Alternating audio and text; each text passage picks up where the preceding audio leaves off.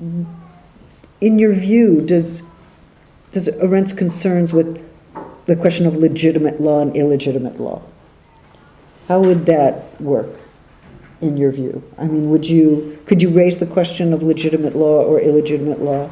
Or are you saying that legitimate and illegitimate law alike participate in a certain kind of mystery of law by virtue of living out the liturgical tradition, and that they are more alike than we would like to think?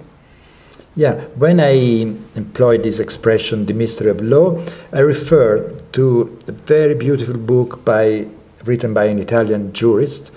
The book is called The Mystery of the Process, because this great jurist,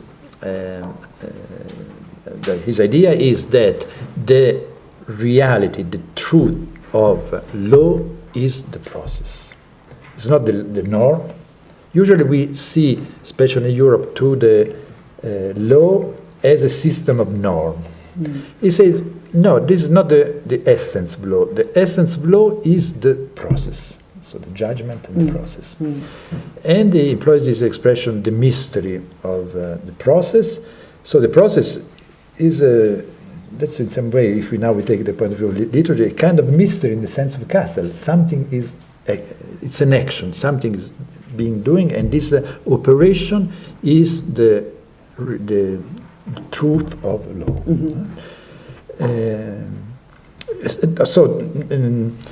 If you try to distinguish in the process what is legitimate, the real categories is the two that Schmidt employs, no? Legality and legitimacy.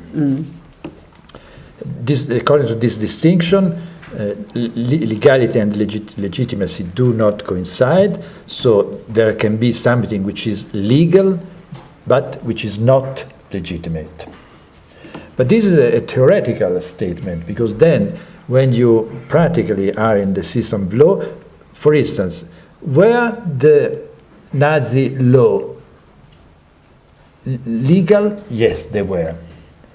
But then, if something is legal, how to pose the problem of its legitimacy? From a juridical point of view, it's not easy, especially if you are in an entirely positive system. You can only ask the problem of the constitutionality. Are there consequent to the constitution of that country? It's the only way to pose it today a question of legitimacy. But if you take from the contrary point another different standard, much older, like when the state had not the monopoly of law, then you can pose from a juridical point of view the problem of the legitimacy of a legal law. But today it's not easy to do it. So, in Arendt term, how to really. But I think you said that she takes a position outside the law. Yeah, I think she speaks from a moral point of view. I think it's from a moral point of view. Because from a juridical point of view, today it has become very difficult. While in the juridical tradition on Western civilization, many times, because you can have from a religious, juridical point of view, there was the idea of a natural law, divine law, from which you can judge the legitimacy of a law. But today, as the state has the monopoly. The monopoly of the law, yeah. Where you can find the juridical instance outside. And also the jurists are less and less able to do this. No? In the juridical tradition of Western country, the figure of the jurist was also one who could say, this law apparently is legal, but according to the principle of law, it's not a consequence. No? But now even this idea that there are some principle of law that should not be contradicted is very often dismissed. I'm wondering if we could talk about Kafka for a minute, because it seems to me that the way you're describing law as process and as judgment This is Kafka idea. Yes, but also the way you're characterizing systems of law as not having kind of adequate grounding outside themselves, no recourse to legitimating norms that would be able to say when and where a legal system is illegitimate. Of course, that could lead us to a kind of radically Kafkan position, if we could call it that, whereby there are effectively judgments happening all the time, but they have a tenuous relation to the person to whom they are addressed, and there are functionaries who carry them, but they very often carry them to the wrong place. Or one tries to penetrate the law, one tries to enter into the house of the law, only to find that the staircases don't lead anywhere, or that one goes round and round. In Kafka novel. Yeah. And, you know... Yeah, there is no house of... There's no house of the law? Or it's everywhere, because it's in a laundry. You know, sometimes it's in a laundry. Yes. By the end there is a laundry, but this is the house of the law. This is the But it seems to me, if we took this position, and maybe there's a way in which Kafka resonates with Schmidt for you. I don't know whether you see it would be interesting and awkward if that were true, but does it actually make you despair of law? Does it make you think we can't look to law?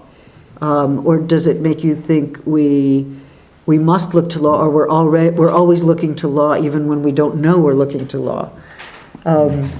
Because on the one hand, it seems that that there's no reason to have any faith in law. On the other hand, it seems to me you're saying that the entire system of liturgical faith is actually precisely what keeps law going. So I'm just wondering if how far you go with this. I mean, do you despair of legal debate? Do you despair of the law as a sometimes adequate recourse to address issues of justice? Do you understand justice as outside the law? So the house of judgment and the house of justice probably do not coincide. Yes. The house of judgment. And if it's true that the process is the core of the law, no? And I think this is Kafka's point of view. I think that the process, Kafka's process, shows that he thinks that the process is the core of the law, is the law, Mm-hmm. because there is but this process is in a complete. It's completely undetermined. It has not even been accused. It's not clear up to the end if it has really been accused. Yes. You have to remember, because Yes. they said we didn't really accuse you. No. But the Kafka ideas is that law is something in which man, subject, gets involved Mm-hmm. by himself. Mm-hmm. No, it is clear that from the moment that the two men came to him, then it's him, only him, who tries to have the process